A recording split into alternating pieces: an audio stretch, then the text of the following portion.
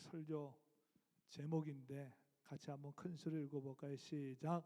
넉넉하여 남음이 있었더라. 이런 은혜가 우리 교회에 임하게 되기를 주님의 이름으로 간절히 축원합니다. 부살렐과 오홀리압에 대해서는 제가 이미 31장에서 말씀을 드렸습니다. 아마 기억나실 거예요.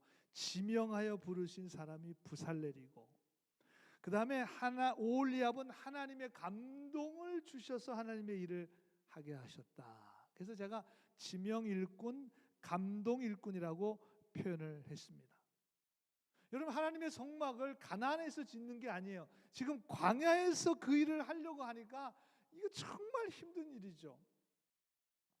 여러분, 여러분의 세상의 삶 속에서 제대로 정말 신앙생활하고 하나님 기뻐하시는 일, 내 인생 가운데, 내 삶 가운데 정말 하나님 원하시는 삶을 살아가는 것은 그렇게 쉽지가 않습니다. 아마 다 아실 거예요. 언제 무슨 일이 일어날지, 언제 큰 풍랑이 불어올지, 사막을 인생의 광야 가운데서 언제 어떤 그런 위협과 어려움이 몰려올지 모르는 그런 험난한 인생을 우리가 살아가고 있습니다. 그 가운데서 믿음을 지키고, 그 가운데서 하나님을 바라보고, 그 가운데서 하나님의 말씀에 순종하는 믿음의 삶을 살아가기는 사실은 쉽지 않아요. 어떻게 보면 이게 가능할까? 지금 오늘 우리의 상황이 이 출애굽기에 나오는 이스라엘 백성들과 아주 똑같습니다.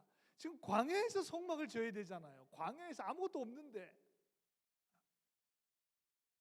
그런데 참 감사하게도 여러분, 하나님께서 이 땅에서 믿음의 거룩한 삶을 살아가라고 여러분들을 지명하여 불러주셨습니다. 이 몽고베리 지역에 하나님을 예배하는 거룩한 예배 공동체를 세우라는 선교적 사명을 주셨어요. 우리가 다 그래서 우리 몽고메리 선교사입니다. 하나님께서 그 사명을 주셨기 때문에 여러분들이 이 사명을 감당할 수 있도록 하나님께서 여러분들을 붙잡아 주실 줄로 믿습니다. 그리고 하나님의 감동도 주셔요. 성령의 감동을 주십니다. 은혜를 주신다, 그 말이에요. 여러분, 감동이 뭐예요? 제가 말씀드렸잖아요. Be moved, 움직여지는 거예요. 내 마음과 심령이 움직여집니다. 안 움직일 것 같은데 움직여져요. 왜? 감동이 오니까. 감동이 오니까. 교회 오셨잖아요. 그냥 주일날이니까 교회 온 게 아니라 하나님께서 여러분들의 마음을 감동시켜서 주일날 이 예배의 자리로 하나님께서 오게 해 주신 줄로 믿습니다. 그렇죠. 오늘도 하나님의 은혜를 사모하는 마음, 하나님께서 나에게 주실 그런 은혜를 받기 위해서 오늘 우리가 모두가 다 억지로 나온 사람 한 사람도 없습니다. 다 자원하여, 지난주 표현으로 말하면 흔쾌한 마음으로, 기쁘고 감사하고 즐겁고 행복한 마음으로 오늘 여러분들이 이 주일 예배 자리에 나왔습니다. 오늘 설교 제목처럼 넉넉하여 남음이 있는 하나님의 귀한 역사와 능력이 여러분들 가운데 임하시게 되기를 우리 주님의 이름으로 간절히 축원합니다. 옆 사람하고 이렇게 인사하겠습니다. 감동을 주체할 수가 없습니다. 몸을 좀 떨면서 해야지. 그냥 감동을 그렇게 밋밋하게 하시면 어떻게 해요? 좀 오버할 때는 좀 오버하셔야지. 감동을 주체할 수가 없어요. 여러분, 감동 없이 신앙생활하는 게 정상이 아니에요. 정말 감동이 주체가 안 되는 것이 그게 신앙생활이죠. 그게 신앙생활이죠. 오늘 본문 1절은 이렇게 시작합니다. 부살렐과 오홀리압과 및 마음이 지혜로운 사람. 부살렐, 오홀리압. 부살렐은 지명 일꾼, 오홀리압은 감동 일꾼, 그리고 또 다른 일꾼이 있는데 바로 지혜로운 사람을. 어디가 지혜로운가 하면 성경은 마음이 지혜로운 사람이라고 그렇게 말씀하고 있습니다. 머리가 지혜로운 것이 아닙니다. 생활에 지혜가 있다는 것이 아닙니다. 무슨 생각이 지혜로운 사람이 아닙니다. 인생에 무슨 기가 막힌 노하우를 가지고 있는 사람이 아닙니다. 마음이 지혜로운 사람에게 이 하나님의 성막을 짓는 일을 감당하게 해 주셨다는 것입니다. 여러분, 교회는 마음이 지혜로운 자가 많아야 좋은 교회입니다. 동의가 되시면 아멘. 그렇죠. 공부 많이 한 사람이 있다고 좋은 교회인가요? 그러면 박사들만 많으면 그러면 좋은 교회 되게요? 부자들이 많다고 좋은 교회가 되는 겁니까? 권세 있고 능력 있고 세상에 경험이 많은 사람들이 모여서 좋은 교회가 되는 것입니까? 아닙니다. 좋은 교회는, 성령이 역사하시는 교회는 바로 마음이 지혜로운 자들이 많은 사람들이 좋은 교회가 되는 거예요. 제가 가만히 우리 교인들을 보니까, 우리 교회를 보니까 그래요. 담임 목사를 닮아 그런지 여러분 한 사람 한 사람 다 마음이 좋으셔요. 너무 좋으셔. 마음이 지혜로운 분들이. 마음이 맞죠. 맞아요. 여러분, 우리의 삶을 돌아보면 여러분, 인생이 변화되는 것은 어떤 지식이나 정보의 의사가 아닙니다. 아니, 그러면 우리가 지금 스마트폰 시대에 모든 정보를 지금 다 들고 다니는 시대에 살고 있으니까 우리가 다 모두가 다 그러면 사람들이 모두가 다 변화되게요? 그렇지 않아요. 지식이, 정보가 우리를 변화시키는 것이 아닙니다. 바른 말, 좋은 말 많이 들었다고 변화되는 것이 아닙니다. 여러분, 좋은 말, 바른 말 지금까지 얼마나 많이 들으셨어요? 그 말 다 들어서 변화됐다면 우리 모두가 다 성자가 되었을 것입니다. 그러나 아닙니다. 사람은 그렇게 변화되지 않아요. 우리의 삶의 결정적인 변화는 마음의 변화입니다. 심령의 변화입니다. 속사람의 변화입니다. 이것이 성경이 말하는 변화예요. 그리고 이 변화를 통해서 우리의 인생이 바뀌는 거예요. 가치관이 변하는 것입니다. 삶이 새로워지는 것입니다. 여러분, 회심이라고 하는 한문에 보면 회라는 말이 돌아올 회, 마음심입니다. 회심이 마음이 돌아오는. 참 한문이 참 어떨 때는 은혜스러울 때가 있어요. 회심, 마음이 돌아오는 거예요. 여러분, 어디로 돌아오겠어요? 하나님께로 돌아오는 게 그게 회심이에요. 회심, 하나님께로 마음이 돌아오는 것입니다. 영어로 하면 born again, conversion, 변화, 거듭남, 중생, 이게 다 하나님께로 마음이 돌아오는 거예요. 하나님께로 회심하는 것입니다. 그런데 문제는 이 마음이 쉽지가 않아요. 이 마음이. 그런데 여러분, 우리나라 말에 모든 게 다 뭐 먹기에 달려 있다? 마음 먹기에 달려 있다. 마음 먹기에 달려 있어요. 맞습니다. 그렇죠. 여러분, 아무리 용서가 안 되는 사람도 용서하기로 마음 먹으면 용서가 돼요. 왜? 마음을 그렇게 먹으니까. 사랑하기로 마음 먹으면 아무리 내가 정말 사랑할 수 없는 사람도 사랑할 수 있습니다. 도저히 이해가 안 돼요. 도저히 이해. 근데 이해하기로 마음 먹으면 여러분, 이해 못할 일이 없습니다.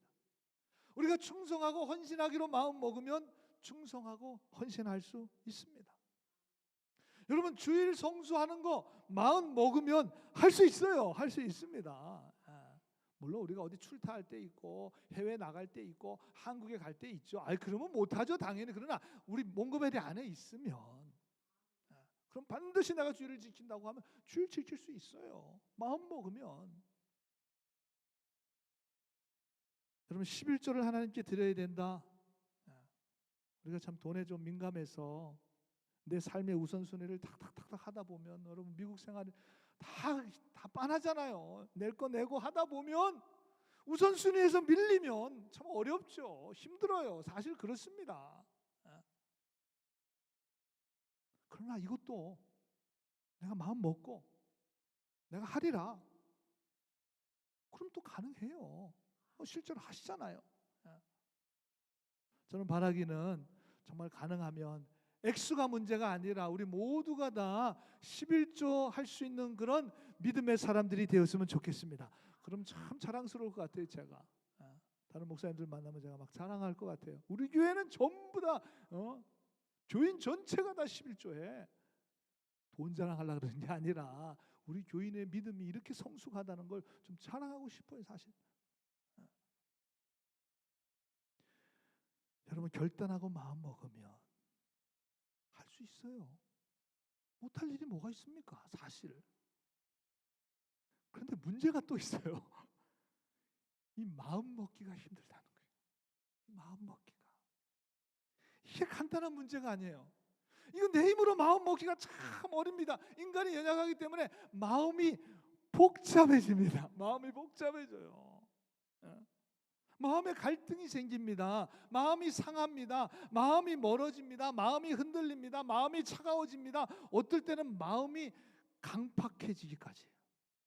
마음이 교만해지기까지 합니다. 이게 다 내 마음에서 일어나는 일이에요. 다 내 마음에서 일어나는. 여러분, 예수님께서 이런 우리의 모습을 아시고 마태복음 26장 41절에 보니까 마음은 원이로되 육신이 약하도다. 이건 내가 한 말이 아니에요. 우리가 한 말이 아니에요. 우리가 늘 잘 쓰는 말인데 이거 예수님이 하신 말씀이에요. 마음은 원이로되 니네들이 육신이 약하구나. 메시지 성경에는 이렇게 표현을 했어요. 너는 하나님 안에서 무엇인지 열심히 할 각오가 되어 있지만, 한 마음은 그래요. 그러나 다음 한편으로는 난로가에 잠든 늙은 개처럼 나른하거나, 어디 저렇게 표현을 했는지 모르겠어요. There is part of you. 한 파트에는, 내 마음의 어떤 부분에서는 정말 하나님을 향해서 열심히 하고자 하는 마음이 있어요. 없는 거 아니에요. 있어요. 분명히 있습니다. 그런데 또 다른 마음이 있어요. But there is another part. 또 다른 마음이 있어요. 그건 좀 쉬고 싶어요. 좀 이렇게 늘어지고 싶어요. 좀 나가기 싫어요. 좀 편안하게 있고 싶어요. 저 두 마음이 내 안에 있다는 거예요. 내 안에 있다는 것입니다. 정말 흔들리는 갈대와 같은 우리의 마음을 너무나 솔직하게 표현을 했습니다. 그게 우리의 마음이에요. 사실 그렇습니다. 그게 우리의 마음이에요. 마음 먹으면 다 할 수 있을 것 같은데 그 마음 먹기가 안 돼요. 안 됩니다. 근데 오늘 1절 말씀 우리가 자세히 보면 마음이 지혜로운 사람, 곧 어떤 사람이 마음이 지혜로운 사람이냐? 내가 결심하고 내 마음 먹은 대로 할 수 있어 하는 사람이 아니라 곧 여호와께서 지혜와 총명을 부어 주셔서 그랬습니다. 내 힘으로, 내 의지로, 내 결단으로 되는 것이 아니라 하나님께서 지혜와 총명을 부어 주셔야 한다는 것입니다. 더 쉽게 표현하면 성령의 충만함을 우리 마음 가운데 부어 주셔야 한다는 것입니다.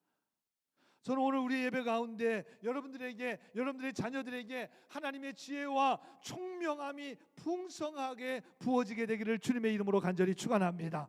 이거 하나님이 부어 주셔야 돼요. 하나님의 은혜가 부어져야 됩니다. 그래야 내 마음도 하나님 뜻대로 할 수 있는 거예요. 평화의 기도로 유명한 성 프란시스코의 일화 중에 이런 이야기가 있어요. 제자들과 함께 이 프란시스코가 같이 40일 동안 금식 기도를 시작했어요. 그런데 어떤 한 제자가, 선생님, 우리가 40일 금식 기도만 할 게 아니라 매일 아침마다 죽을 써가지고 죽 냄새를 맡아가면서 그 유혹을 물리치면서 기도하면 하나님 더 기뻐하시지 않겠습니까? 라는 그런 이상한 제안을 하게 됩니다. 근데 또 들어보니 또 그것도 뭐 괜찮을 것 같아요. 그래서 그럼 그러자. 그래서 매일 죽을 쓰면서 그 죽의 유혹을 이겨내면서 기도하기 시작했는데, 여러분, 그러나 배고픔을 참아낸다는 게 이게 보통 어려운 일이 아니죠. 한 20일쯤 지났을까? 그만 누가 몰래 죽을 조금 먹었어요. 조금. 그런데 거기 함께 기도하는 그 사람들이 그 죽을 누가 조금 먹었는지 알았을까요? 몰랐을까요? 알았어요. 왜? 전부 다 죽을 쳐다보고 있으니까. 죽을 누가 조금 한 숟갈만 먹어도 뭘 다 티가 나요. 티가 나. 누가 먹었는지도 다 알아요. 누가 먹었는지도. 그래서 모두가 다 그 죽을 먹은 제자에 대해서 분노하고 미워하고 비판하고 판단하고, 어떻게 그럴 수가 있냐고, 우리가 다 정말 이 배고픔을, 이 유혹을 이겨가면서 지금 기도하고 있는데 아니 그 제자가 어떻게 그럴 수가 있냐고 막 비난하기 시작했습니다. 충분히 그럴 수 있잖아요. 근데 그 이야기를 성 프란시스코가 듣게 됩니다. 그리고 그 이야기를 듣자마자 제자들이 보는 앞에서 죽을 다 먹어요. 그래서 저런 유명한 얘기를 합니다. 금식하면서 미워하기보다는 오히려 죽을 먹고 서로 사랑해라. 참 의미 있는 말이죠. 유명한 일화인데 하나님께서 프란시스에게 저 지혜를 주지 않았을까? 금식하면서 막 미워하고 판단하고 정죄하지 말고 먹어라. 그냥 먹으면서 사랑하는 게 더 하나님 기뻐하시는 일이다. 여러분, 다윗 이야기에서 가장 감동적인 사건은 물론 다윗과 골리앗과의 싸움에서 골리앗을 때려 눕힌 사건이 제일 유명한 사건입니다. 그런데 또 한 가지 사건을 뽑으라면 저는 사울 왕을 죽일 수 있는 기회가 2번이나 있었습니다. 그런데 죽이지 않고 살려주었습니다.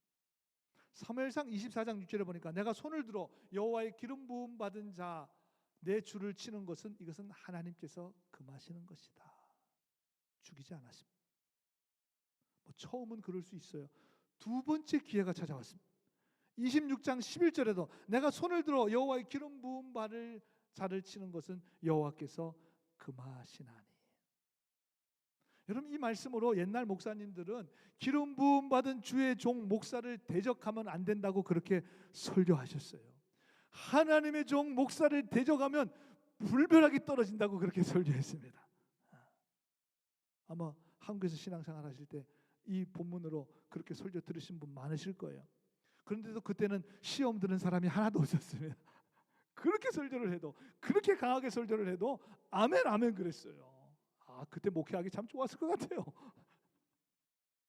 불벼락이 떨어진다 그래도 아멘 했어요. 그 당시에는. 저도 좀 그렇게 하고 싶은데 용기가 없습니다. 제가 담대하게 목사를 대적하면 안 된다고 설교를 해도 제가 지난주에 말씀드렸지만 제가 겁준다고 겁먹을 사람 한 사람도 없습니다. 그래서 일부러 안 해요. 일부러 안 해. 여러분, 기름 부음을 받았다는 게 목사님들이라고 그렇게 적용을 해서 저는 그렇게 설교할 수 있다고 생각해요. 또 일정 부분 상당히 그런 의미도 포함되어 있습니다. 하나님께서 세우신 거니까 자기가 죽이지 않겠다는 다윗의 고백이었습니다. 그러나 저는 그것보다 어떻게 이 상황에서 원수 사울만 사라지면 그 지긋지긋한 정말 도망자의 인생이 지금 도망자잖아요. 한시도 편히 누워 잘 수가 없습니다. 사울왕의 지금 칼을 피해서 도망 다녀야 돼요. 언제 죽을지 몰라요. 그런 위협과 두려움에 빠져 있는데 사울만 죽으면 이제 자기의 도망자의 인생이 끝나고 자기가 왕이 돼요. 한순간에, 그 순간에 그 유혹을 어떻게 물리쳤을까? 그 유혹을. 저 같으면 마음으로는 가능한데 벌써 손은 사울을 찌르고 있을까? 마음으로는 그런데 몸은 벌써 찌르고 있을 것 같아요. 찌르고 있을 것 같아요. 다윗에게 가장 본받아야 될 점이 바로 이것입니다. 다윗은 어떤 상황 속에서도 정말 자기가 힘들고 곤고하고 정말 도저히 어떻게 할 수 없는 그런 고난의 상황 한가운데서도 그의 마음은 하나님께 있었고 하나님이 지혜와 총명을 주셔서 저렇게 행동할 수 있었습니다. 여러분, 지금 우리의 상황과 처지와 형편이 다 다릅니다.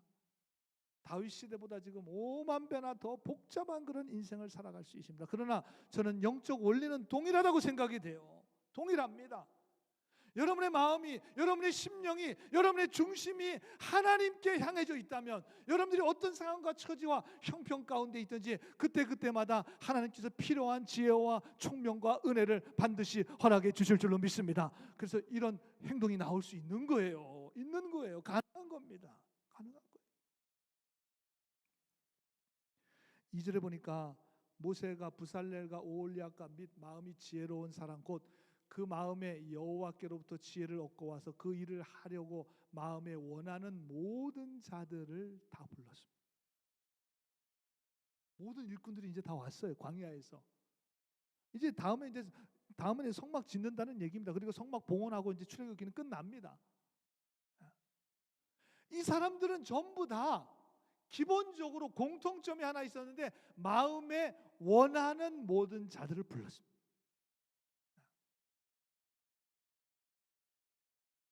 2절에 그 일을 하려고 마음에 원하는 자들. 지난주에 말씀드린 대로 be willing to willing, 기꺼이 흔쾌히 하고자 하는 그 사람들이 모였습니다. 그런데 저 마음에 원하는, 영어로 willing이라고 표현한 이 히브리 원어의 뜻은 더 강력해요.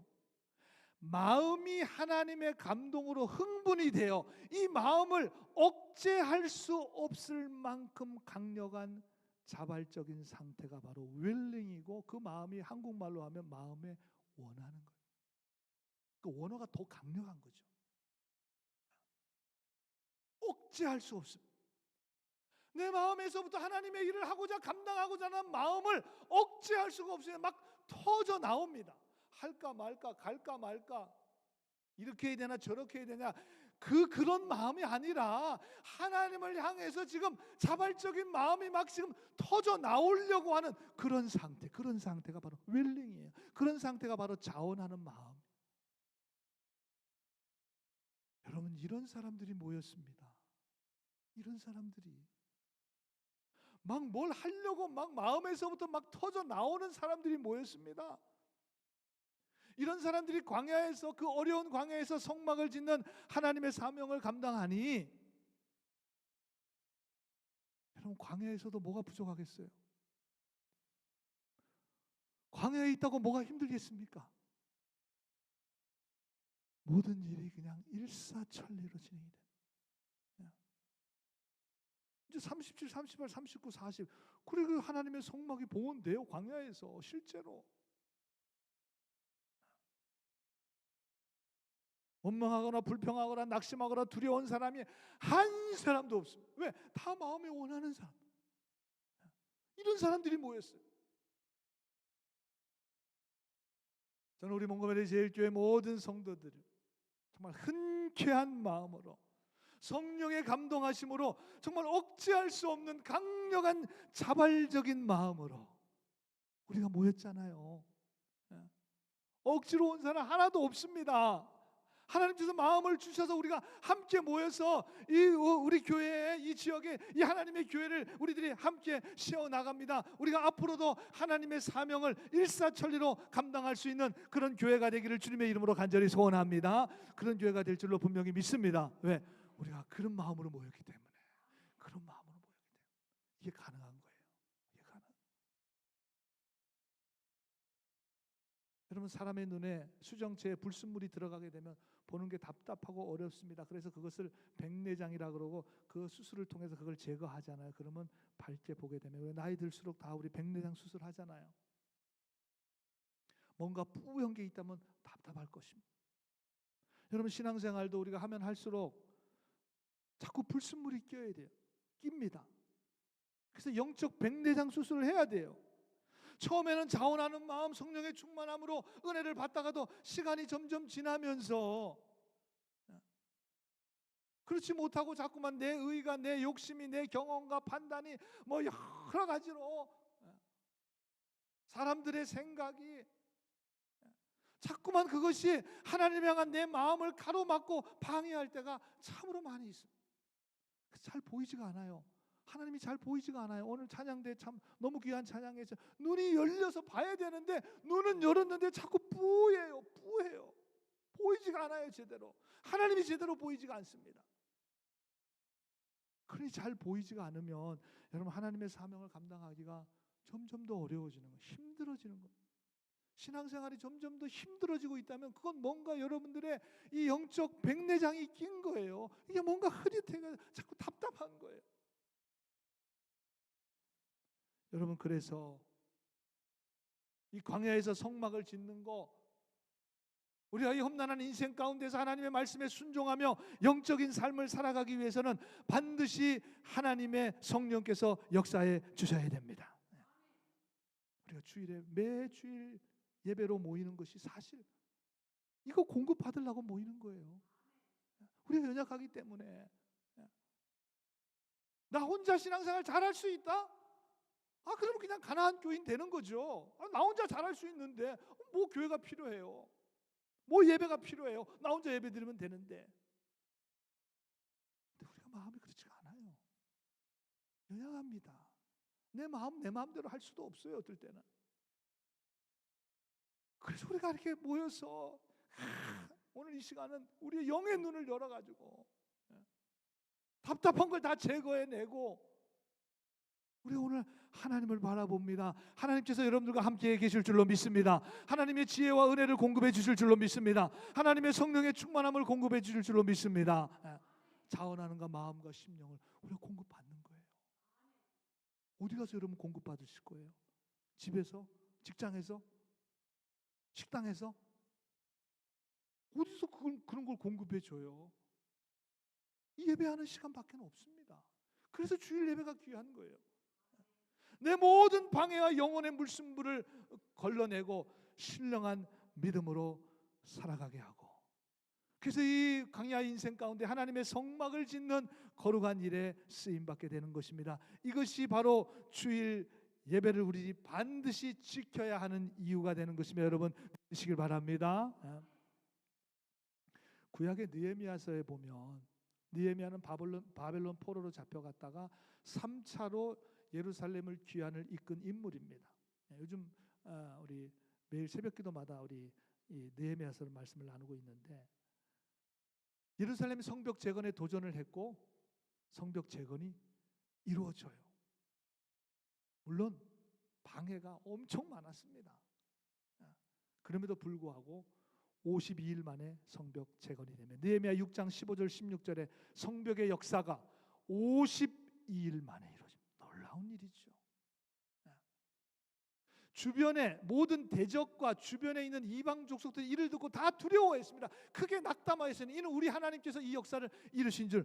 이방인들도 대적들도 이거는 도저히 인간의 방법으로는, 아니 어떻게 성벽이 52일 만에 200년 동안 회파되었던 성벽이 어떻게 52일 만에 다시 재건될 수가, 도저히 불가능한 일이에요. 그런데 이건 정말 하나님이 하신 일이구나. 하나님이 하신 일이구나. 여러분, 대적들도 이방 사람들도 이걸 깨달아요.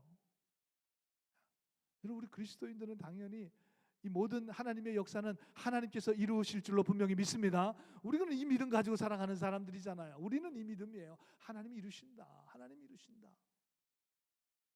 그렇다면 이 하나님의 역사가 어떻게 이루어지게 되었나?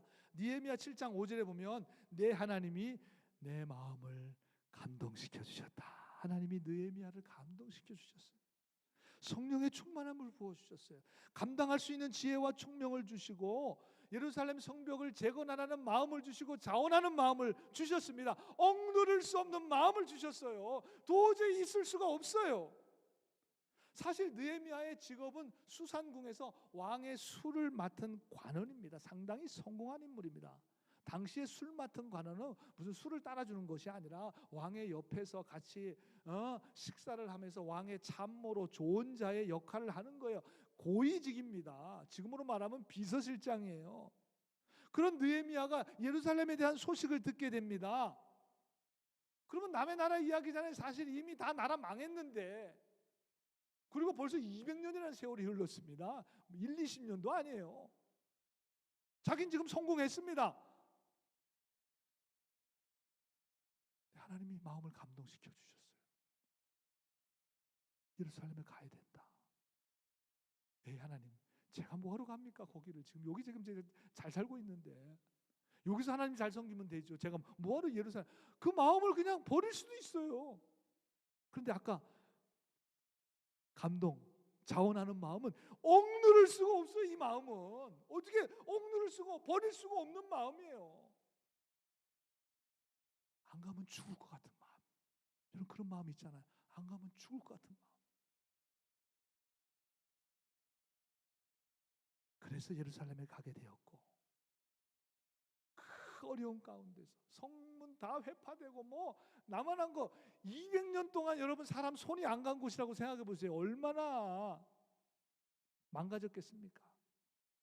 그런데 여러분, 하나님의 감동, 하나님의 성령 충만하심으로 다 자원하는 사람들이 모이니까 이거 너무 힘들어요. 이거 너무 그래가지고 아이고 너무 이거 우리 못해요. 안 돼요.